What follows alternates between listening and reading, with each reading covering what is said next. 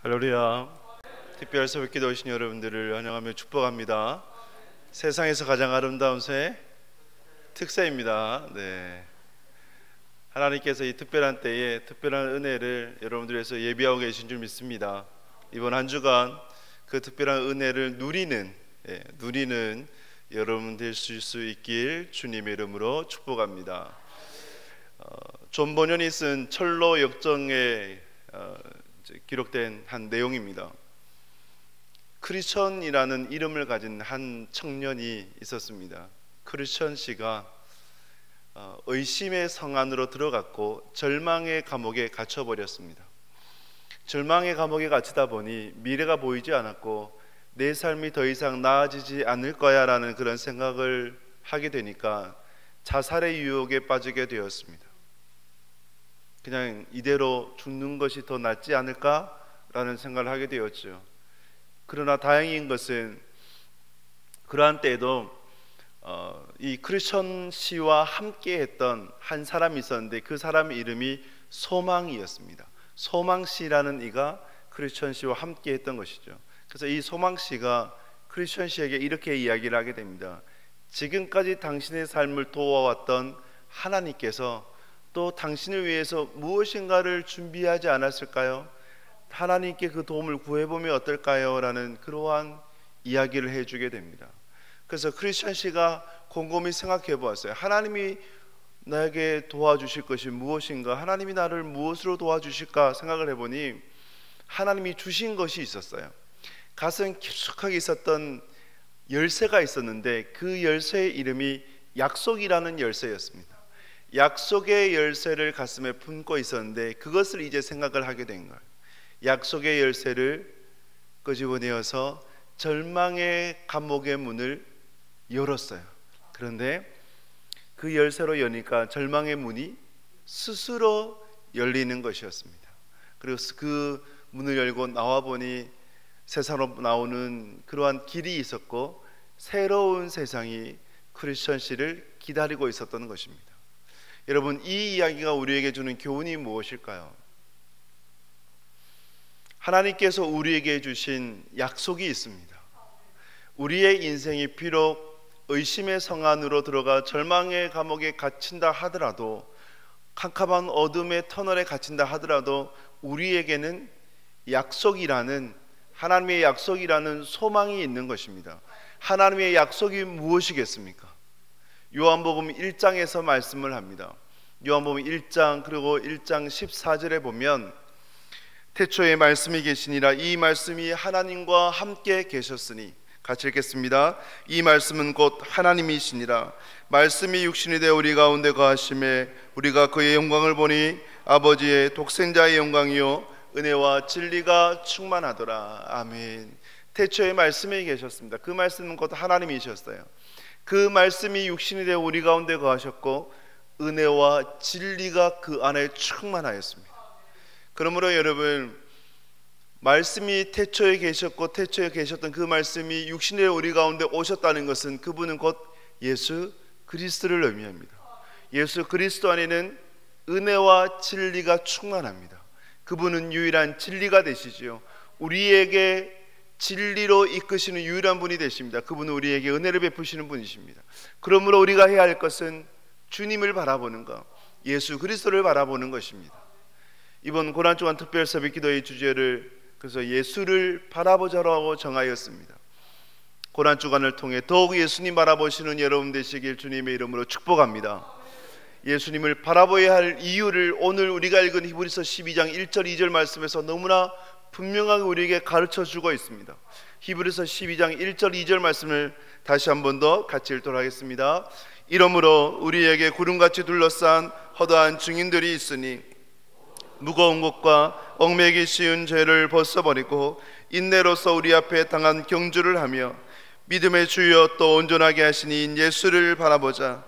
그는 그 앞에 있는 기쁨을 위하여 십자가를 참으사 부끄러움을 개의치 아니하시더니 하나님 보좌 우편에 앉으셨느니라. 아멘. 여러분, 우리는 예수 그리스도를 바라보아야 합니다. 예수님을 바라보아야 하는 이유가 히브리서 12장 1절 2절에서 너무나 우리에게 분명하게 제시해 주고 있습니다. 그 이유가 무엇입니까? 첫째는 허다한 증인들이 있기 때문입니다. 무수한 증인들이 있기 때문입니다. 여러분, 그 증인들이 누구입니까? 히브리서 11장에서 신앙의 선배들을 열거해 주고 있습니다. 믿음은 바라는 것들의 실상이요 보이지 않는 것들의 증거니 그들이 믿음으로서 증거를 얻었고 옳다함을 얻었느니라 말씀하며 믿음으로 살아갔던 그 하나님의 사람들을 증거해 주고 있습니다. 열거하고 있습니다. 아벨은 믿음으로 말미암아 가인보다 더 나은 제사를 하나님 앞에 드리게 되었습니다. 옳다함을 인정함을 받게 되었습니다. 에녹은 믿음으로 말미암아 걸어갔고 믿음으로 죽음을 경험하지 않고 하나님 앞에 들려 올려졌던 이가 바로 에녹이었습니다. 그 에녹을 일컬어서 주님께서 말씀하실 때에 믿음이 없이는 하나님을 기쁘시게 하지 못하나니라고 말씀을 하죠. 그래서 하나님께 나아가는 자는 하나님께서 살아계시다는 것과 그리고 하나님께서 자기를 찾는 자들에게 상 주시는 이심을 믿으라고 말씀을 합니다. 노아는 어떠하였습니까? 하나님께서 노아를 말씀하실 때에 믿음으로 걸어갔던 자, 믿음으로 의롭게 된 자, 믿음으로 완전한 자. 여러분, 노아에게 하나님께서 방주를 만들으라고 하셨어요. 근데 노아는 그때까지 방주를 만든 적이 없었겠죠. 그 하나님 말씀에 철저하게 순종했습니다. 노아가 방주를 몇 년 동안 만들었습니까? 120년 동안 만들었습니다. 노아는 한 번도 비를 본 적이 없었어요. 노아가 살았던 곳은 바다와 수십 킬로 떨어진 곳이었습니다. 산꼭대기에서 방주를 만들게 되었어요. 그리고 120년 동안의 시간은 노아에게만 고통스러운 시간이 아니라 가족들에게도 고통스러운 시간이었을 것입니다.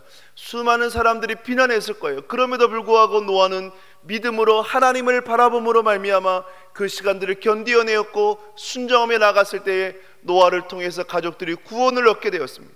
노아를 통해서 세상이 재창조되게 되었습니다. 아브라함은 어떠합니까? 아브라함은 하나님만을 바라봄으로 고향과 친척 아버지의 집을 떠났던 이가 바로 아브라함이었습니다. 이삭, 야곱, 요셉, 모세, 다윗, 수많은 믿음의 선배들이 있습니다. 그 선배들이 하나님만을 바라보며 믿음으로 나아갔을 때에 세상을 감당하지 못하는 사람이 아니라 세상이 감당치 못하는 자들이 되었습니다. 그는 결국 승리하며 나아가게 되었습니다. 여러분, 우리는 예수님을 바라봐야 합니다. 허다한 증인들이 이것을 우리에게 너무나 잘 가르쳐주고 있습니다. 주님을 바라보고자 할 때 우리에게 필요한 것이 있습니다. 신앙에서 반드시 이루어가야 될 것이 있습니다. 모든 무거운 것과 얽매기 쉬운 죄를 벗어버려야 합니다. 경기에 임하는 자는 무거운 것, 꺼리끼는 것, 얽매기 쉬운 그 모든 것들을 벗어버립니다.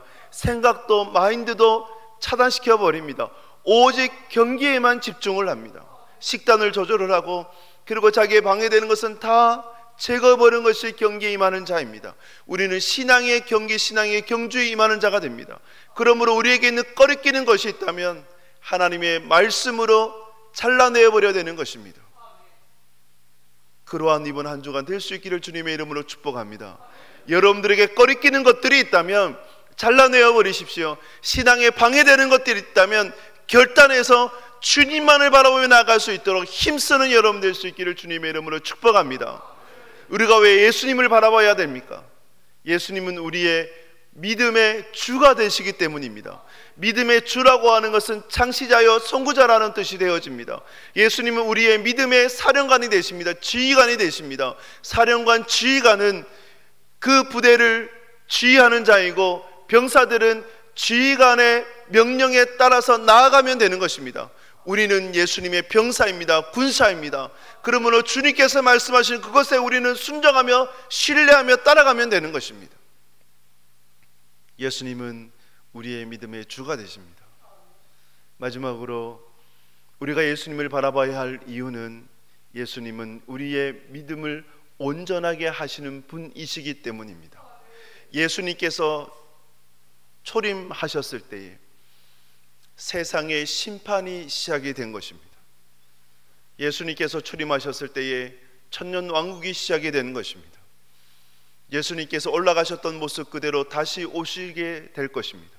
언제인지 모르지만 반드시 다시 오십니다. 다시 오실 때에 예수님은 천년왕국의 완성을 이루실 것이고 예수님은 세상의 심판의 완성을 이루실 것입니다. 하나님이 세상을 이처럼 사랑하사 독생자를 주셨으니 그를 믿는 자마다 멸망하지 않고 영생을 얻게 하려 하심이라 말씀하셨습니다. 그분은 부활의 첫 열매가 되셨기 때문에, 첫 열매라고 하는 것은 두 번째, 세 번째, 네 번째 열매가 있다는 것인데, 예수 그리스도를 믿는 자마다 두 번째 열매, 세 번째 열매, 네 번째 열매가 될 것입니다. 부활되게 될 것입니다. 그러므로 그분은 우리의 믿음을 온전하게, 완전하게 완성케 하시는 분이 바로 주님이 되십니다. 십자가의 부끄러움을 참으셨을 때에 하나님께서, 성부 하나님께서 그 예수님을 가장 높은 곳에 앉히셨고 모든 이들이 그 무릎 아래에 꿇도록 하셨습니다. 예수님을 믿음으로 따라가는 모든 하나님의 사람들에게 주어질 영광이 바로 그러한 것인 줄 믿습니다. 주님은 우리의 믿음을 온전케 하시는 분이십니다. 그러므로 우리가 바라봐야 될 분은 오직 예수 그리스도 단 한 분밖에 없는 것입니다. 사랑하는 여러분, 예수 그리스도만을 바라보시길 주님의 이름으로 축복합니다. 여러분, 마지막으로 이 이야기를 드리고 싶습니다. 차이코프스키의 백조의 호수라는 아름다운 뮤지컬이 있습니다. 백조의 호수를 보면 가냘픈 한 발레리나가 32회전의 푸에토 연기를 펼칩니다. 푸에토 연기를 펼칠 때에 어떻게 32회전을 저렇게 흔들리지 않고 그렇게 또 쓰러지지 않고 32바퀴를 회전할 수 있을까? 그것을 보면 감탄을 자아내지 않을 수가 없습니다.